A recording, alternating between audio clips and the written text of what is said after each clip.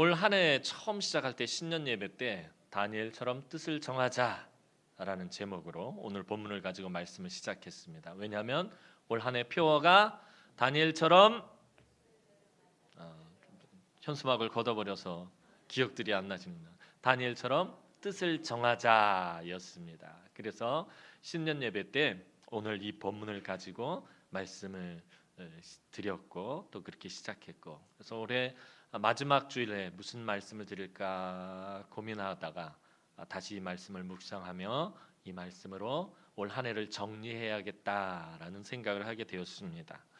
여러분, 올 한 해 처음 시작하면서 제가 말씀드렸던 것처럼 또 제가 말씀드리지 않았더라도 여러분들 나름대로 분명히 2018년도 어떤 뜻을 세우셨을 것입니다. 작년 말에 송구영신 예배를 드리면서 내년에는 이렇게 살아야 되겠다, 내년에 하나님 앞에서 이렇게 헌신해야 되겠다, 이렇게 봉사해야 되겠다, 무엇을 해야 되겠다 하면서 여러 가지 뜻을 세우셨을 것입니다. 근데 그것이 며칠이나 갔을까요? 우리나라 말에 작심 3일이란 말이 있습니다. 마음을 작정을 해도 3일밖에 가지 못한다라는 거예요. 사실 저와 여러분들이 참 약해요. 연약해요. 의지도 약하고 마음도 약하고 몸도 약하고 우리의 영성도 약하다 보니까 뭔가 뜻을 정해놓고도 그것을 끝까지 지키고 또 이루기가 그리 쉽지 않습니다. 세상 사람들도 연초가 시작되면은 항상 다짐하고 뜻을 세우는 것들이 있어요. 아마 믿지 않는 남자들은 대부분이 올해는 담배를 끊어야지 그러고 그런 작정을 하게 되고, 또 올해는 술을 끊어야지 하는 그런 결심을 하게 되지만 그것이 며칠 가지 못합니다. 세상 사람들이나 믿는 사람들이나 무슨 뜻을 정하면 그것이 그렇게 오래 가지 못합니다. 우리들이 참 약하다라는 것을 보게 됩니다. 올 한 해 그럼에도 불구하고 또 뜻을 정하고 계속해서 또 뜻을 정하고 그러면서 여기까지 오신 성도들도 있을 것이고, 또 처음에 뜻을 정하고 그것이 이루어지지 않아서 또 실망하고 또 원래 그랬지 하면서 그냥 여기까지 오신 분들도 있을지 모르겠습니다. 그래서 오늘은 뜻을 정하다라는 개념을 다시 한번 정리하면서 우리가 2019년도 새해를 준비했으면 좋겠습니다.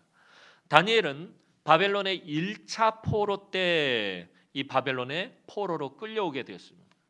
바벨론은 3번에 걸쳐서 유다 왕국을 침공을 했는데 첫 번째 이 바벨론의 침공 때 이 다니엘과 그의 친구들이 끌려오게 되었고요. 두 번째 침공할 때 에스겔 선지자가 포로로 끌려가게 되고요. 세 번째 이 바벨론의 침공 때 예루살렘이 망하고 온 백성들이 바벨론의 포로로 끌려가게 됩니다. 그러니까 다니엘은 유다 왕국이 망하기도 전에, 예루살렘이 함락당하기도 전에 먼저 포로로 끌려와 있었습니다. 근데 이 바벨론의 왕이었던 느부갓네살은 세상적인 관점에서 볼 때는 참 탁월하고 참 뛰어나고 굉장히 능력 있는 그런 왕이었습니다. 그런 자기가 정복한 나라에 어린 인재들을 데려다가 여러분들이 잘 아시는 것처럼 바벨론화 교육을 시켜서 바벨론을 위해서 충성하게 만드는 아주 독특한 방법으로 정복민을 다스렸습니다. 고대 사회에서 전쟁에 패하여 포로로 끌려가면 대부분이 힘겨운 노동을 하는 노예로 사용되는 것이 일반적인 일이었는데, 이 느부갓네살은 이 정복한 나라들의 그 똑똑하고 재능 있는 이 청소년들을 따로 선발해서 철저하게 교육을 시켜서 바벨론에게 충성하게 만들었습니다. 느부갓네살은 선별한 인재들을 3년 동안 기르고 양육하며 교육을 시켰는데, 이때 이들이 먹는 음식을 특별히 왕이 먹는 아주 좋은 최고의 음식들로 공급하게 하였습니다. 세상에서 가장 귀하고 가장 좋은 음식들을 매일같이 배부르게 먹을 수 있도록 그렇게 공급하였습니다. 이 풍성하고 기름진 음식은 포로에서 끌려온 이 어린 인재들에게 바벨론이 얼마나 대단한 나라이고, 또 지금 특별하게 뽑힌 자기들이 얼마나 큰 특권을 누리고 있는지 알려주고, 또한 망해버린 옛 나라에 대한 미련을 지우고 바벨론에 충성을 다하는 것만이 부귀영화를 누리며 살 길이라는 것을 깨닫게 하는 그런 역할을 하는 것이었습니다. 포로로 끌려오면서 그들이 여러 가지 고초를 겪고 고난을 겪고 또 포로로 끌고 오면서 먹을 것이나 제대로 주었겠습니까? 하루에 한 끼나 줬을까 말까 했더니 얼마나 배고픔과 굶주림 가운데서 이 두려움 속에서 원수의 나라로 포로로 끌려왔겠습니까? 유다에서 이 바벨론까지 거리가 수천 킬로미터에 달합니다. 그곳을 그 광약길을 꽁꽁 묶여서 배고픔과 고난을 겪으면서 끌려왔고요. 또 다른 사람들도 마찬가지요. 그런 가운데 이들에게 세상에서 보지도 못했던 듣지도 못했던 엄청난 기름지고 풍성한 음식들을 배부르게 늘 먹여주는 것입니다. 이 음식이 이 포로들에게 다니엘과 그 친구들과 그 주변에 있는 사람들에게 얼마나 대단한 것이었겠습니까? 야, 바벨론이란 나라 정말 엄청난 나라구나. 우리가 전에 있던 우리나라, 우리 고국, 우리 고향은 정말 바벨론에 비하면 이건 별것도 아니었구나. 그리고 이제 망해버린 우리나라, 그곳을 바라봐서 무슨 소용이 있겠는가? 이 기름진 음식을 평생 먹을 수만 있다면, 이 좋은 음식을 늘 배부르게만 먹을 수만 있다면 좋겠다라고 이 어린 아이들이 그런 생각을 갖도록 하게 만드는 것이 바로 이 왕이 베푸는 음식이었던 것입니다. 바벨론에 충성을 다하고 이제 내가 부귀영화를 누리면서 그렇게 살아야겠다라는 마음을 먹도록 만드는 것이 바로 이 음식이었습니다. 다니엘서에 등장하는 이 다니엘과 세 친구들은 너무나도 어두운 그런 시대에 살고 있었습니다. 아까 말씀드린 것처럼 나라가 망하기도 전에 바벨론의 포로로 끌려왔습니다. 이들의 소원이 무엇이었겠습니까? 아직 망하지 않은 그 나라가 제대로 하나님 앞에서 잘 살아서 다시 회복되어지고 다시 부활하고 부흥해서 그 고국으로 돌아가는 게 아마 이 다니엘과 그 친구들의 소원이고 꿈이었을 것입니다. 그런데 그 나라가 망해버렸다는 소식을 얼마 뒤에 듣게 됩니다. 정말 절망적인 그런 상황 가운데 놓여 있었고 정말 어두운 그런 시대에 살게 됩니다. 그들이 당했던 첫 번째 일은 그들의 이름을 바꾸는 일이었습니다. 이름이 바뀐다라는 것은 다시 말하면 정체성이 바뀐다라는 것입니다.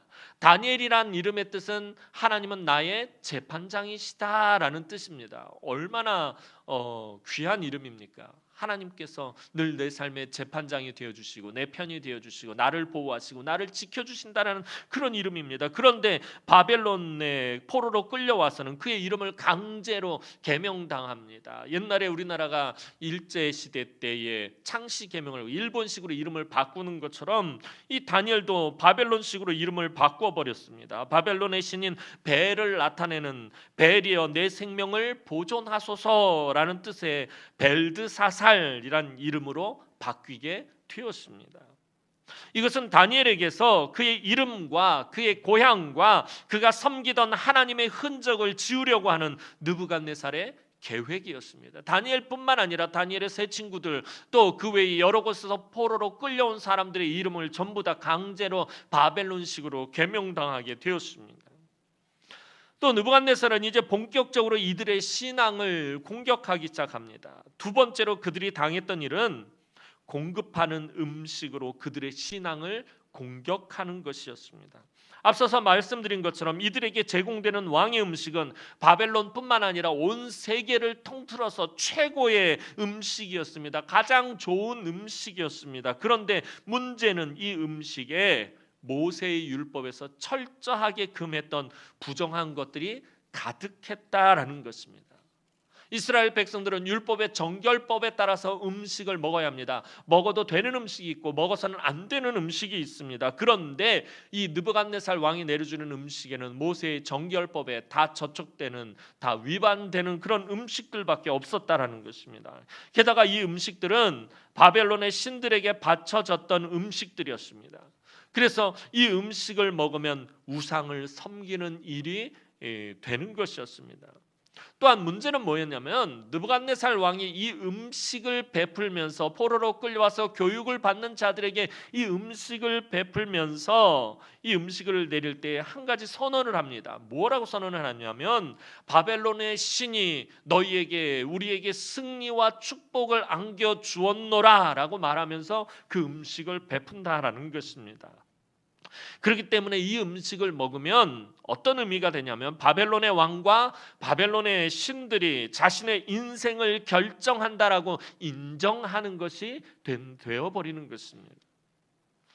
그래서 이 음식을 먹는 것이 다니엘에게는 큰 문제가 되었던 것입니다. 꿈 많은 청소년기의 다니엘, 전에 말씀드린 것처럼 청소년기의 다니엘이 포로로 끌려왔어요. 어린 인재들을 느부갓네살이 사용합니다. 15살 전후의 어린 아이들을 하나님께서 이 느부갓네살이 교육을 시켰다는 말이에요.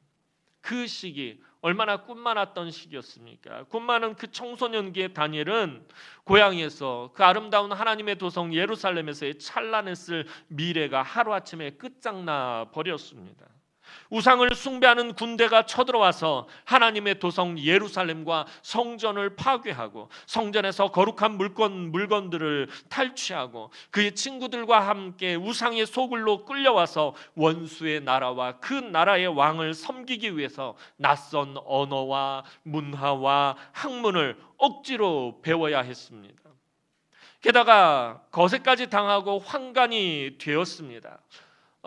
성경엔 그렇게 기록이 되어 있지 않지만 고대 문서들을 살펴보면요, 이 당시에 바벨론에서는 포로로 끌려와서 교육을 시켰던 사람들을 대부분 거세하여 환관으로 만들었다라는 기록들이 있습니다.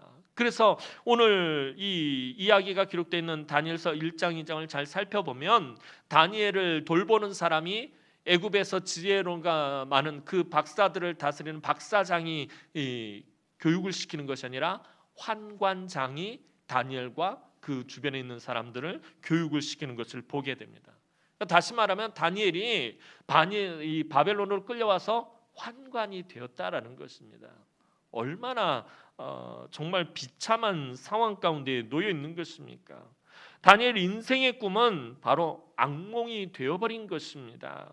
바벨론에 끌려오면서 예루살렘에 있을 때의 그 아름다웠던 꿈들, 그 청춘의 꿈들이 악몽으로 변해버린 것입니다. 그런데 이 악몽의 한복판에서 다니엘이 온 세상을 다스리시는 하나님을 향하여 뜻을 정하자 그의 악몽 같은 현실 속에서 하나님이 나타나셨고 그를 절대로 번성할 수 없는 곳에서 높임을 받는 삶을 살게 하셨습니다.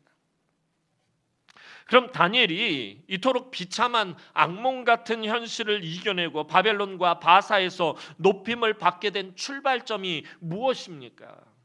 다니엘은 어떻게 그 악몽에서 벗어날 수 있었던 것입니까? 그것은 다니엘이 뜻을 정하는 데서부터 그 모든 일들이 시작되었다라는 것입니다.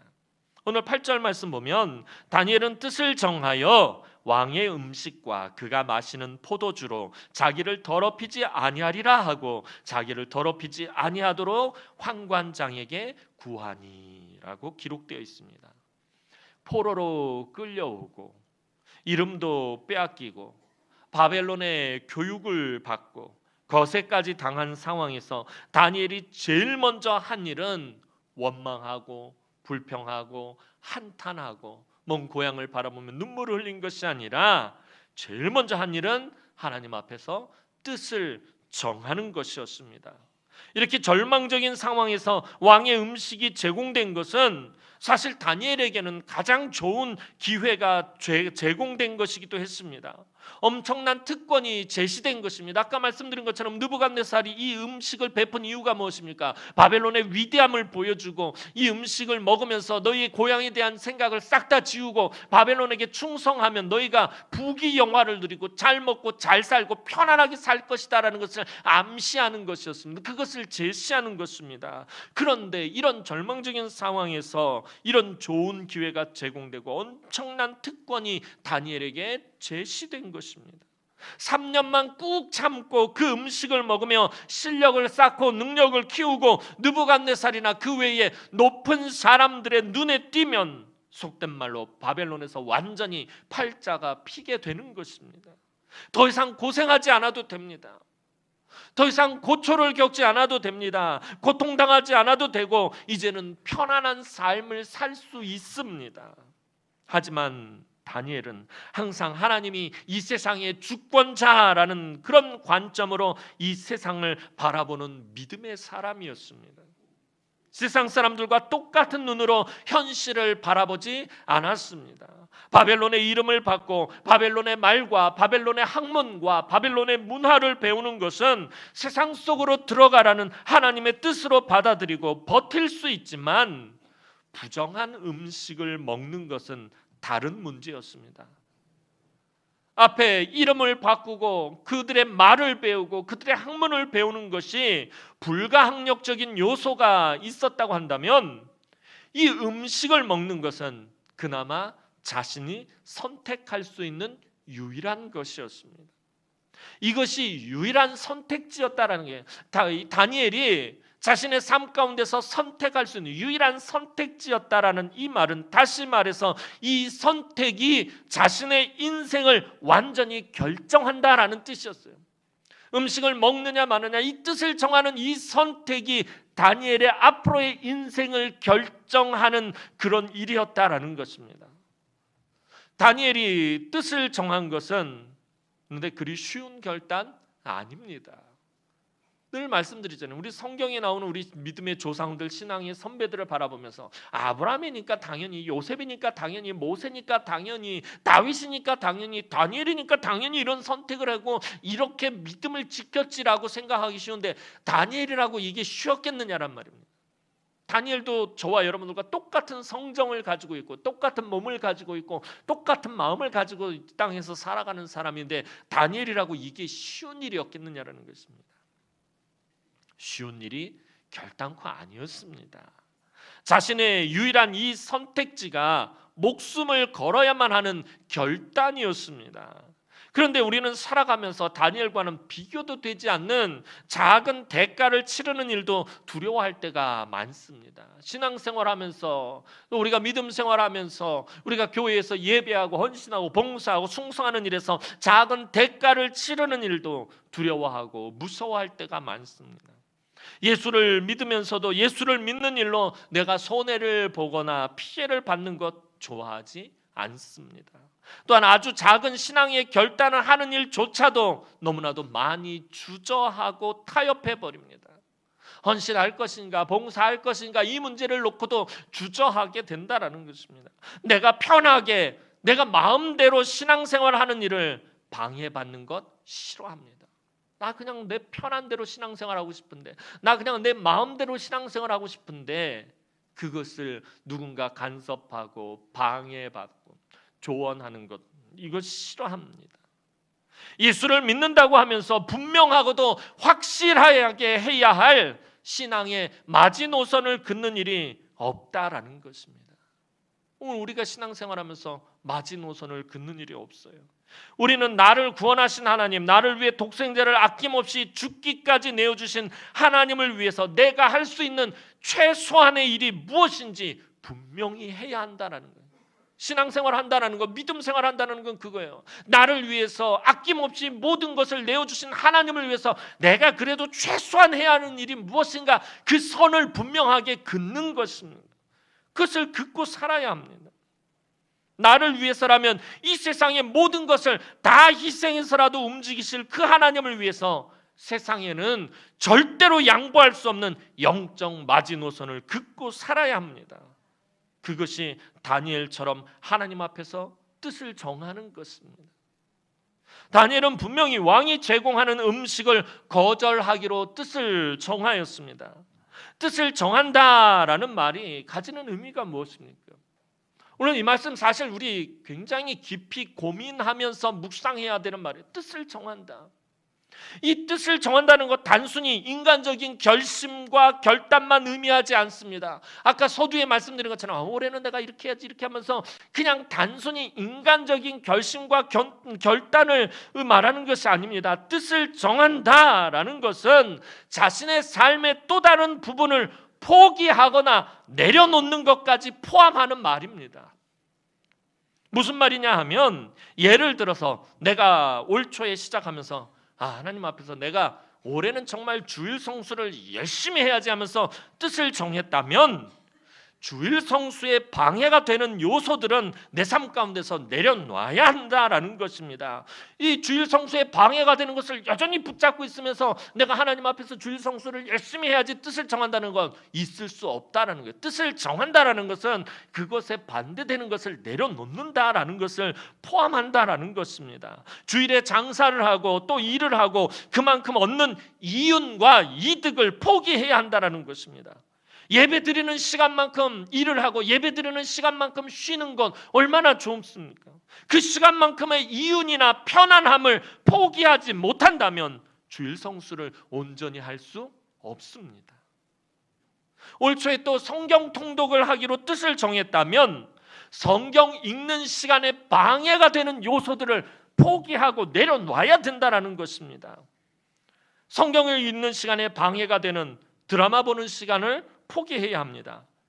요즘 TV를 보면 매일 몇 시간 방영되는 방송 3사뿐만 아니라 종편의 수많은 드라마를 포기하지 못하면 성경 읽을 시간을 낼 수 없습니다. 월화수목금토일 어떻게 하루에 몇 편씩 드라마가 수십 개가 일주일에 방영이 됩니다. 어떤 분들은 아마 월요일부터 시간을 정해놓고 막 드라마를 보기 시작해서 토요일까지 주일까지 딱 보고 나면 이야기가 다 짬뽕이 돼 있어. 도대체 자기가 무슨 드라마를 봤는지도 모르는 거예요. 성경을 통독하고 성경 읽고 말씀을 묵상하기로 뜻을 정했다면 그것에 방해가 되는 다른 시간들, 다른 요소들을 내려놔야 합니다. 포기해야 한다는 거예요. 또 올 초에 내가 새벽 제단을 쌓기로 뜻을 정했다면, 올해는 내가 정말 새벽부터 하나님 앞에 나와서 부르짖어 기도해야지, 내가 하루의 첫 시간을 하나님 앞에 드려야지 새벽 기도의 뜻을 정했다면 이른 새벽에 무엇을 포기해야 됩니까? 달콤한 잠을 포기해야 한다라는 거예요. 달콤한 잠을 포기하지 않으면서 난 새벽 제단을 쌓기로 뜻을 정했다, 있을 수 없다라는 거예요. 뜻을 정했으면 포기하고 내려놓는 것이 있어야 된다라는 거예요. 요즘처럼 추운 겨울날 새벽잠 정말로 달콤합니다. 저도 새벽에 그 잠이 얼마나 달콤한지. 제가 밤에는 불면증이 있어서 잠을 잘 못 자는데 이 새벽의 잠은 정말 맛있어요. 너무 맛있어요.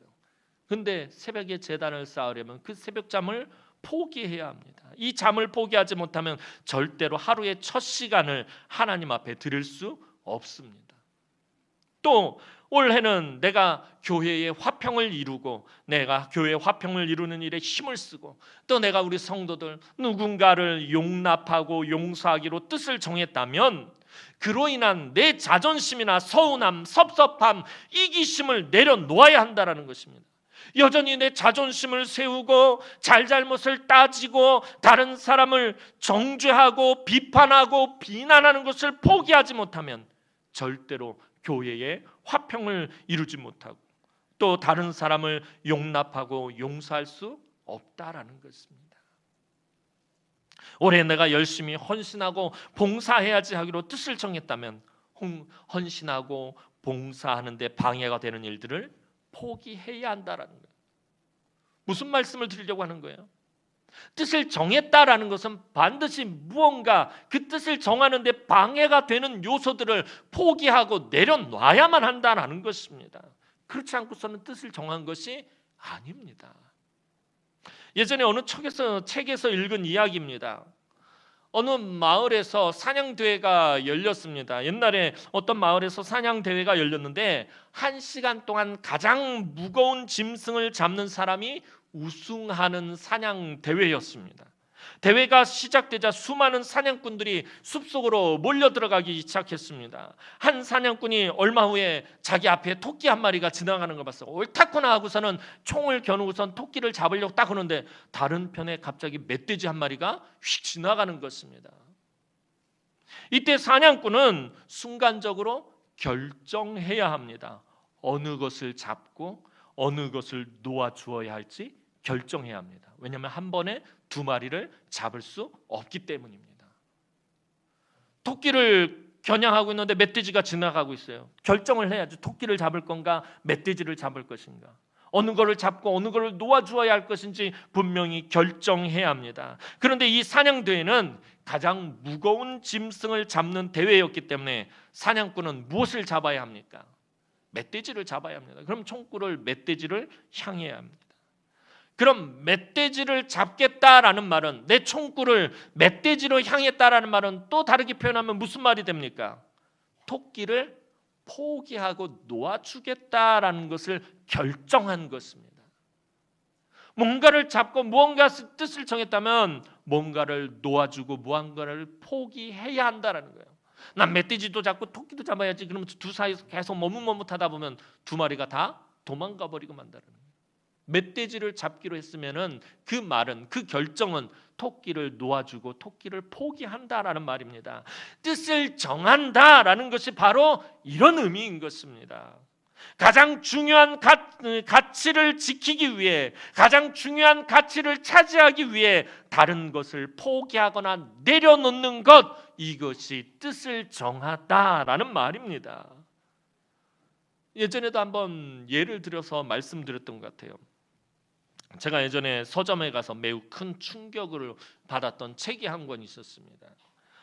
바로 이용규 선교사님의 내려놓음이라는 책이었습니다. 제목이 참 독특했고 그 당시에 청년들에게 내려놓음에 대해서 많이 이야기를 하고 있을 때였어요. 그래서 책을 딱 살펴봤는데 이 이용규 선교사님 아주 대단한 분입니다. 하나님이 주시는 가장 좋은 것을 붙들기 위해서는 내 삶에 분명히 내려놔야 할 부분이 있다라는 것이 그 책의 요지였습니다. 근데 이 이용규 선교사님은 우리나라 최고 명문 대학인 서울대를 나왔고요. 또 미국에 가서 하버드 대학에서 박사학위를 받았고요. 또 교수 자리가 보장되어 있었고요. 그에게는 출세와 성공의 길이, 또 편안한 삶의 길이 열려 있었습니다. 그런데 그 모든 것을 다 내려놓고 다 포기하고 선교사가 되어서 몽골로 들어가 버렸습니다.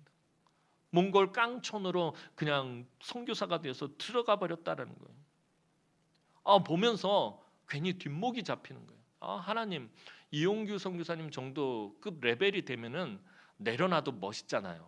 서울대 필요 없어. 하버드 필요 없어. 박사, 교수 필요 없어.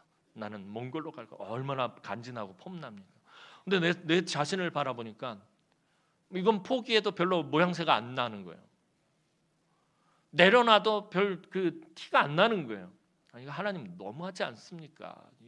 이런 사람들을 이렇게 해서 책나고 이러면 나는 뭐가 됩니까? 그런데도 하나님은 그래도 네가 가진 것을 내려놔라. 심지어 그 마음조차도 내려놔라라고 음성을 들려주신 거예요. 그리고 어느 날 시간이 지나고 어느 날 다시 서점을 갔다 정말 뒷목 잡고 말았습니다. 이용규 선교사님 또 책을 내놨습니다. 그 책 제목이 더 내려놓음. 기절하는 줄 알았습니다. 얼마나 하나님 앞에서 그냥 투덜투덜 궁시렁궁시렁 됐는지 모릅니다. 이용규 선교사님 하시는 말씀은 하나님이 주시는 더 좋은 것을 붙잡기 위해서는 내가 세상에서의 무언가를 내려놔야 된다는 거예요. 비우지 않으면 채워지지 않는다라는 것입니다. 하나님께서 내려놓으시게 하신 건 반드시 이유가 있다라는 거예요. 내가 포기하게 하고 내가 내려놓게 하실 때는 하나님 이유가 있어서 그렇게 하신다라는 것입니다. 다니엘의 입장에서 보면 그가 뜻을 정했을 때 두려운 마음으로 내려놓아야 할 것들이 얼마나 많았겠습니까?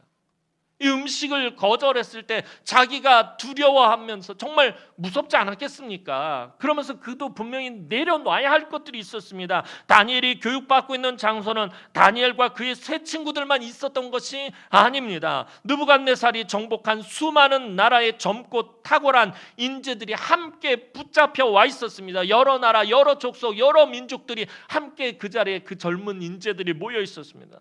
사실 그들은 출세할 수 있는 아주 특별한 기회가 주어져 있었기 때문에 이들은 엄청난 경쟁 속에 있었다라는 거예요. 누군가를 밟아야 올라갈 수 있었다는 거예요. 누군가를 밀어내야, 누군가를 죽여야 자기가 살고 자기가 올라갈 수 있는 그런 경쟁 속에 있었다라는 것입니다. 그런데 그 틈바구니에서 왕의 음식을 거절하겠다라고 뜻을 정하는 것은 그가 앞으로 누릴 수 있는 모든 기회와 특혜를 포기하겠다라는 의미입니다. 편하게 갈 수 있는 길을 가지 않겠다라는 것입니다. 그리고 그 피해와 손해를 고스란히 스스로 감당하겠다라는 뜻입니다. 뜻을 정한다라는 건 바로 이런 의미인 것입니다.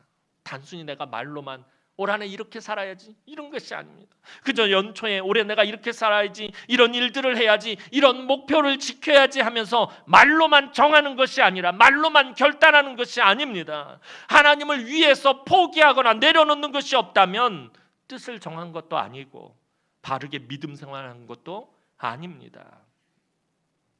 내 자아를 죽여서 하나님 앞에 내려놓는 것, 나의 삶을 제물로 하나님께 드리는 것이 바로 뜻을 정하는 것입니다.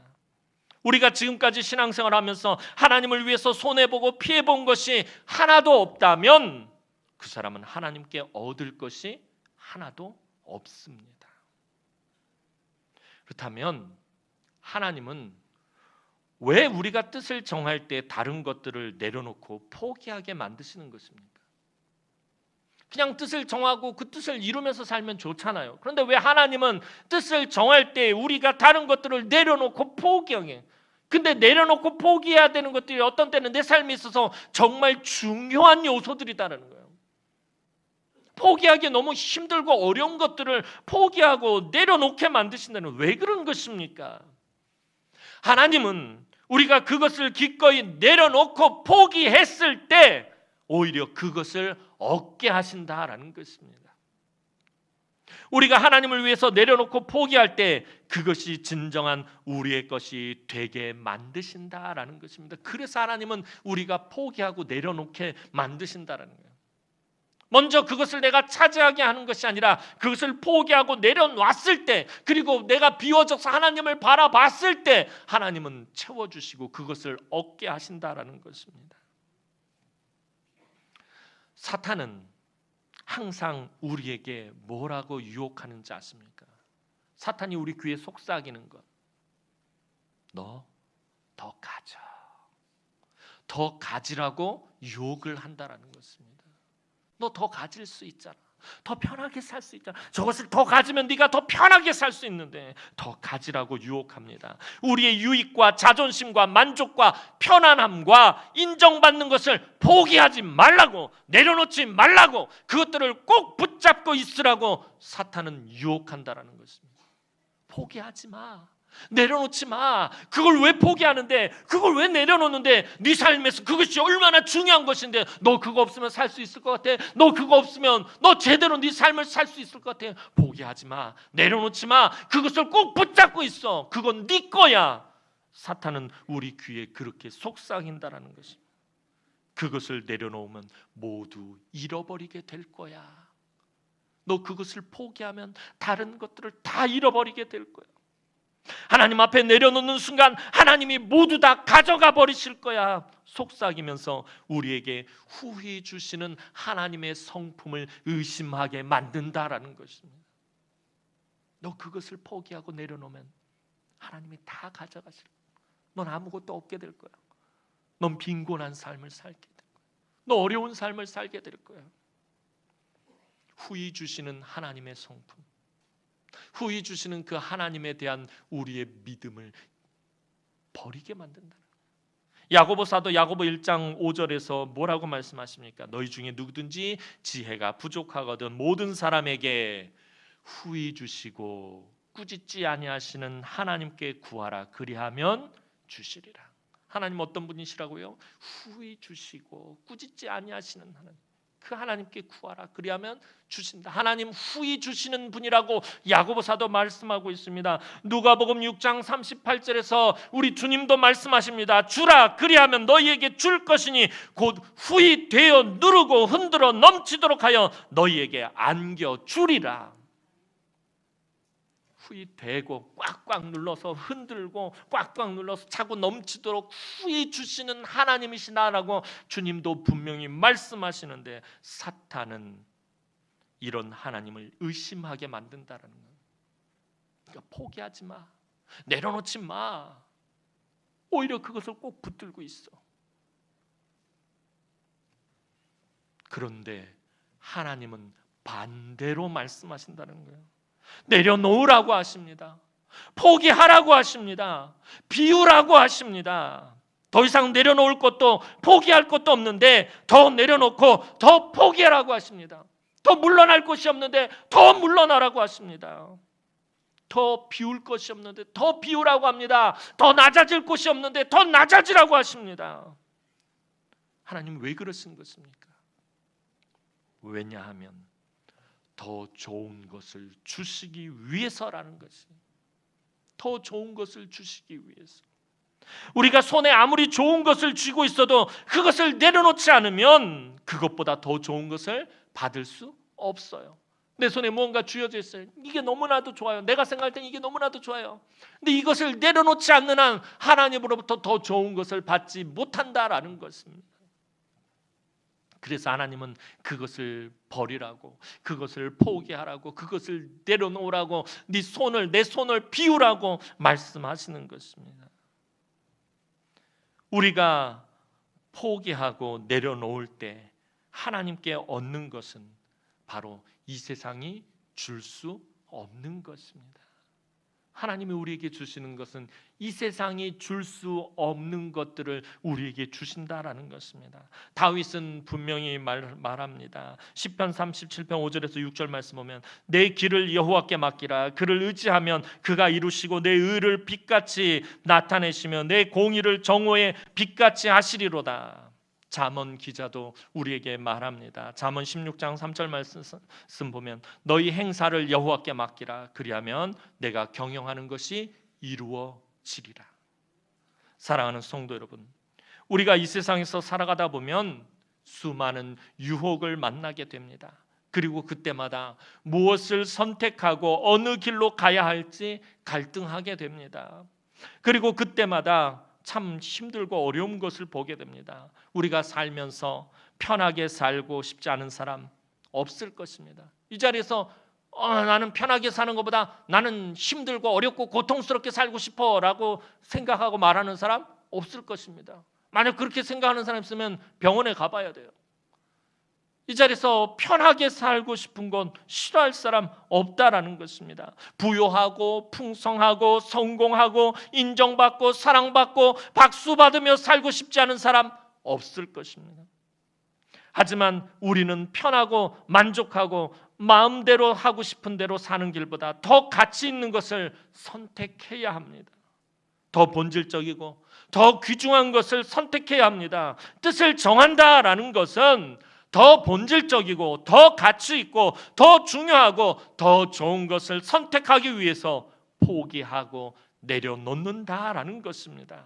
내려놓고 포기한 사람만이 하나님 앞에서 뜻을 정할 수 있으며 더 좋은 것을 얻을 수 있습니다. 사랑하는 성도 여러분, 올 한 해 무슨 뜻을 여러분들 세우셨습니까? 올해가 시작될 때 분명히 여러분들 마음으로 다짐한 것들이 있을 것입니다. 그것이 무엇입니까? 그리고 그 뜻한 것을 여러분들 이루셨습니까? 여러분들 뜻을 정한 대로 그런 삶을 지금까지 살아오셨습니까? 아마도 저를 포함해서 대부분이 그 뜻한 것을 제대로 이루지 못했을 것입니다.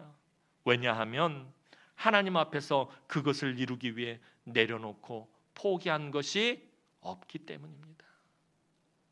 내가 비워놓은 것이 없기 때문입니다. 그렇다면 다시 한번 뜻을 정하시기 바랍니다. 실패하고 또 실패하고 또 실패해도 다시 뜻을 정하고 또 도전하시기 바랍니다. 포기하지 못하고 내려놓지 못했어도 또다시 시도하시기 바랍니다. 왜냐하면 우리는 연약한 인간들이기 때문입니다. 하나님은 우리가 연약하다라는 것을 잘 알고 계십니다. 우리가 얼마나 부족한 사람들인지 하나님 모르시지 않습니다. 우리를 만드셨기 때문에, 직접 손수 빚어서 만드셨기 때문에 우리가 얼마나 연약한지 하나님 잘 알고 계십니다. 그래서 우리가 뜻한 바를 이루지 못했어도, 우리가 포기하지 못했어도 야단치시거나 책망하지 않으십니다. 오히려 계속해서 우리에게 손 내밀어 주시고 우리를 도와주십니다. 그래서 마침내 내려놓게 하고 포기하게 해서 더 소중한 것을 얻게 하신다라는 것입니다. 비우고 포기하고 내려놓게 하시는 그 하나님을 기뻐하시기 바랍니다. 하나님, 왜 이것을 내려놓게 하십니까? 왜 이것을 포기하게 하십니까? 왜 이것을 비우게 하십니까? 하나님, 나에게서 이것이 없다면 너무나도 힘들고 공고한 삶인데, 너무나도 고통스러운 삶인데 왜 이것을 비우게 하시고, 왜 이것을 내려놓게 하시고, 왜 이것을 포기하게 하십니까? 원망하지 마시고 내 삶 가운데서 비우게 하시고 포기하게 하시고 또 내려놓게 하시는 그 하나님을 여러분들 도리어 더 기뻐하시기 바랍니다. 다윗은 분명히 말합니다. 시편 37편 4절 말씀 보면 여호와를 기뻐하라. 그리하면 그가 내 마음의 소원을 내게 이루어 주시리로다. 하나님을 기뻐하라. 그리하면 그가 내 마음의 소원을 이루어 주신다라고 말하고 있어요. 내 삶 가운데서 비우게 하시고 내려놓게 하시고 포기하게 하시는 그 하나님만 바라고 그 하나님만 의지하고 그 하나님만 기뻐하고 그 하나님만 붙잡으시기 바랍니다. 그 하나님이 우리 마음의 소원을 분명히 이루어 주실 것입니다. 이제 올해의 마지막 주일에 우리가 예배하고 있습니다. 올해 뜻을 정한 것이 있다면, 그리고 그것을 아직 이루지 못했다면 아직도 늦지 않았습니다. 오늘 하루라도 여러분들 하나님 앞에서 철저하게 자기를 비우시고 낮추시고 내려놓으시고 포기하시기 바랍니다. 2019년도 새해에는 우리의 삶을 하나님으로 채워주실 것입니다.